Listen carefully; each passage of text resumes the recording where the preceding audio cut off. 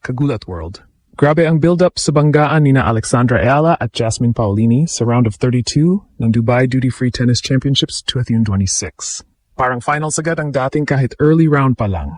Nakatakda ang laban sa center court around 12 a.m. Philippine time mamaya at ramdam na ramdam ang tension. Si Alex, balik sa number 41 ranking matapos ang mabilis na advancement. Haharap sa number 8 Italian star na defending champion sa Dubai. Mataas ang stakes, posibleng ranking shake-up at momentum boost kapag nakapag-deliver siya ng upset. Coming off a Doha campaign na hindi natuloy ang run, gutom si Alex na bumawi at magpakita ng mas malalim na performance sa tournament na ito. Sa kabilang banda, si Paolini ay may experience at confidence bilang dating winner dito. Ipinakita rin niya ang respeto kay Alex. Binigyang pansin ang talento nito at ang inaasahang malakas na suporta mula sa Filipino community sa UAE. Kahit may admiration, malinaw na handa siyang protektahan ang kanyang turf. Online, umaapaw ang hype. Maraming fans ang nagsasabing parang championship atmosphere ang vibe dahil sa dami ng supporters. May halong kaba at excitement ang reactions. Marami ang naniniwala sa resilience ni Alex laban sa mas mataas na seed, habang ang iba ay aminadong kinakabahan. Pero puno ng pag-asa na ito na ang moment niya para magpabigla sa elite circle. Sa global stage, trending ang matchup bilang classic underdog storyline. Maraming young Asian athletes ang nakakakita ng inspirasyon sa laban na ito, lalo na sa sport na matagal nang dominated ng European powers. Ang presence ng Filipino diaspora sa Dubai ay nagbibigay ng extra spark na parang ginagawang home turf ang international event. Mula sa mga past heartbreaks hanggang sa 2026 resurgence, mas solid ngayon ang suporta ng bayan. Para sa marami, hindi lang ito basta laban, isa itong potential legacy moment. Tanong ng lahat, makakakuha ba si Alex na maagang momentum sa first set? O magiging dikit na thriller agad? Isang bagay ang sigurado. Nakahanda ang Pilipinas na mag-rally ng todo habang nagbubukas ang panibagong kabanata sa Dubai. Hindi pa man nagsisimula ang laban, parang may championship energy na agad sa showdown nina Alexandra Ayala at Jasmine Paolini sa round of 32 ng Dubai Duty-Free Tennis Championships 2026. Nakatakda ang banggaan sa center court, mamaya at 12 a.m. at buong tennis community, mula Dubai hanggang Maynila, ay nakatutok. Kahit early round pa lang, ang intensity at anticipation ay parang Grand Slam final na. Si Alex ay papasok sa laban na may bagong momentum. Matapos ang quick advancement sa opening round at pagbalik sa number 41 ranking, dala niya ang kumpiyansa at rhythm na mahalaga sa ganitong klase ng matchup. Galing siya sa Doha stint na hindi umabot sa inaasam na lalim, kaya malinaw ang narrative. Redemption arc. Maraming fans ang naniniwala na ang hunger niya para sa mas malalim na run ang maaring maging X-factor laban sa isang world-class opponent.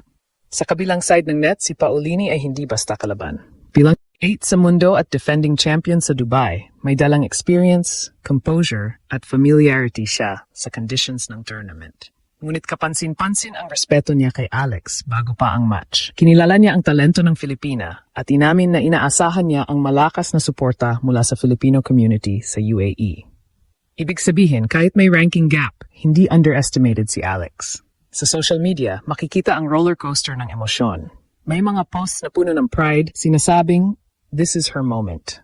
May iba namang aminadong kinakabahan dahil sa bigat ng challenge. Pero isang bagay ang malinaw. Overwhelming ang optimism. Maraming netizens ang nagha-highlight sa resilience ni Alex. Ang kakayahan niyang bumangon mula sa tough losses, ang mental toughness niya sa long rallies, at ang fearless approach laban sa mas mataas ang seed. May mga tennis analysts din na nagsasabing interesting ang tactical matchup. Left-handed spin at aggressive angles ni Alex kontra sa all-court mastery at baseline consistency ni Paolini. Kung makuha ni Alex ang early momentum, posibleng ma-shift ang pressure sa Italian star. At kung mag-level up ang crowd energy, na kadalasang nagiging Little Manila ang Dubai pag may Pinoy na naglalaro, maari itong maging psychological edge. Internationally, trending ang laban bilang classic underdog story. Maraming observers ang tumitingin dito bilang test ng bagong henerasyon laban sa established elite. Para sa young Asian athletes, ang presensya ni Alex sa ganitong spotlight ay inspirasyon na kayang makipagsabayan sa traditionally Euro-dominated sport. Sa kabuuan, hindi lang ito simpleng round of 32 encounter. Isa itong narrative-rich clash, redemption versus defense, rising star versus seasoned champion, personal ambition versus national pride. At habang papalapit ang first serve, mas lalong umiinit ang excitement. Ang tanong ngayon, makakastrike pa si Alex agad para makuha ang momentum? Ang mundo ay nakamasid at ang Pilipinas ay handang mag-rally.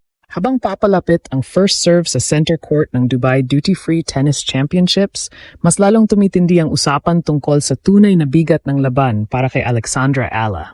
Hindi lang ito tungkol sa isang round of 32 appearance. Ito ay test ng growth niya laban sa isang established elite player na tulad ni Jasmine Paolini. Mas malalim na layer ng kwento ay ang pressure na kaakibat ng ganitong opportunity. Si Alex ay papasok na may momentum, pero dala rin niya ang expectations ng fans na naniniwalang kaya niya mag-deliver ng upset. Sa social platforms, kapansin-pansin ang emotional investment ng supporters. May nagsasabing ramdam nila ang finals atmosphere. May iba namang umaasang ito na ang breakout statement win laban sa top 10 opponent. Hindi man pare-pareho ang predictions. Isa ang sentiment, belief. Para kay Paolini, malinaw ang objective. Defend her reputation at panatilihin ang dominance sa tournament kung saan siya ay defending champion. Ang experience niya sa high-pressure matches ay malaking advantage. Ngunit may psychological twist. Bago pa man ang laban, kinilala na niya ang talento ni Alex at ang inaasahang malakas na suporta mula sa Filipino crowd. Ibig sabihin, hindi ito magiging ordinaryong environment para sa Italian star. Ang tactical battle ay maaring maging susi. Kung ma-establish ni Alex ang serve niya at makontrol ang tempo gamit ang lefty angles, pwedeng mabago ang dynamics ng rally exchanges. Ngunit kapag nakapasok si Paolini sa comfort zone niya sa baseline, magiging mahirap itong laban. Kaya mahalaga ang unang set. Ito ang magdidikta kung sino ang mas comfortably sa spotlight. Sa global tennis scene, ang match na ito ay patuloy na tinutukan bilang simbolo ng bagong wave ng talent.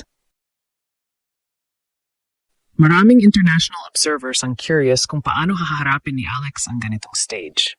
Ang Filipino diaspora sa UAE ay inaasahang magbibigay ng malakas na presence na maaring mag-transform ng arena energy at magbigay ng extra push sa Filipina star. Sa mas malaking larawan, ang laban na ito ay maaring maging defining chapter sa 2026 campaign ni Alex. Isang panalo ay hindi lang ranking boost. Maaring ito ang mag-set ng tone para sa mas malalim na runs sa susunod na tournaments. Ngunit kahit ano pa ang resulta, ang katotohanang nasa ganitong spotlight siya ay patunay ng pagangat ng kanyang career trajectory. Ngayon, ang tanong ng lahat, magiging statement performance ba ito o magiging learning experience? Isa lang ang sigurado, ang Pilipinas ay handang sumuporta at ang mundo ay nakatutok sa maaring maging isa na namamakasaysayang gabi sa Dubai.